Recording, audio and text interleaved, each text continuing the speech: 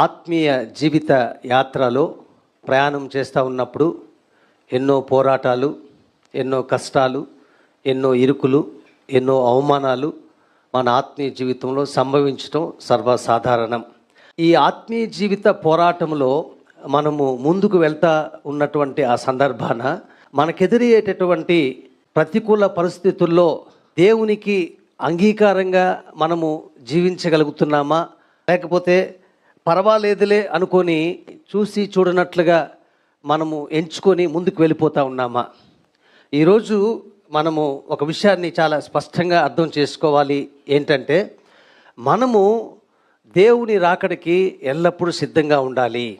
ఈరోజు ఆయన రాకడైనా, ఈరోజు మన పోకడైనా గుండెల మీద చేయి పెట్టుకొని ఎస్ ఐఎమ్ రెడీ అని చెప్పగలిగినటువంటి ఆత్మీయ స్థితి నాకు కానీ మనకు కానీ ఉందా?